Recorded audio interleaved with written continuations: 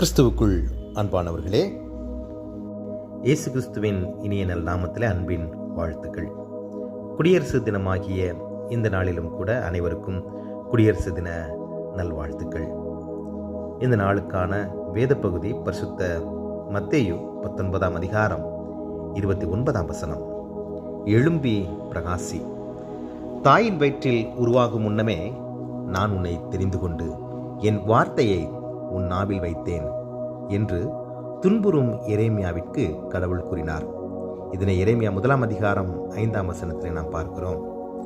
தீர்க்கதரிசியாக ஆசிரியராக தெரிந்து கொள்ளப்பட்ட இவரிடம் பயங்கரமும் திடுக்கிடத்தக்கதுமான காரியங்கள் என் மக்களுக்கு தேசத்தில் நடக்கின்றதே என தேவன் அங்கலாய்த்தார்.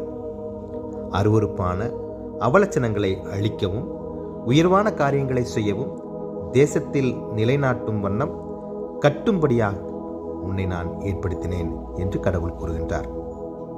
நீ பயப்படாமல் உறுதியாயிரு, நான் உன்னுடனே இருக்கிறேன் என்ற அதிகாரங்கள் தேவனால் நியமிக்கப்படுகிறது.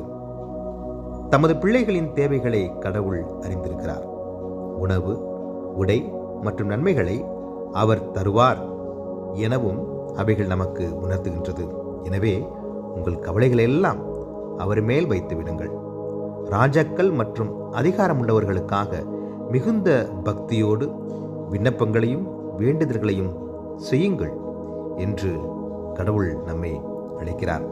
அதிகாரங்கள் ஆண்டவரால் அருளப்படுவதால் கிறிஸ்துவுக்குள் அதிகாரிகளுக்கு நாம் கீழ்ப்படிய அழைக்கப்படுகிறோம். கடவுளுடையதை கடவுளுக்கும் ராயனுடையதை ராயனுக்கும் செலுத்துவோம்.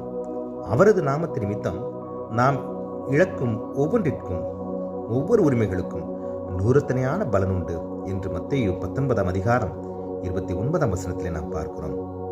கடவுளது ஆளுகை நம்மில், நமது நிர்வாகத்தில், நம்முடைய அரசில் ஏற்படட்டும். எழும்பி பிரகாசிப்போம். இந்த நாளிலும் கூட அப்படிப்பட்ட ஒரு கிருபைகளை, நன்மைகளை பெற்றுக்கொள்ள தேவன் தாமே நமக்கு உதவி செய்வாராக.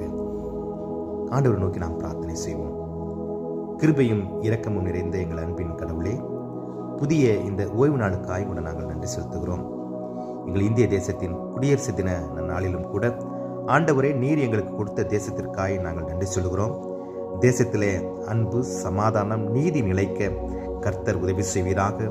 அதற்கு உம்மை நம்பியிருக்கிற பிள்ளைகளாகிய எங்களுடைய ஜெபம் ஒரு கருவியாய் இருக்க நீர் உதவி செய்வீராக. உமது நாமத்து நிமித்தம் நாங்கள் உண்மையாய் நீதியாய் இந்த தேசத்தை காத்துக்கொள்ள எங்களுக்கு உதவி செய்யும்.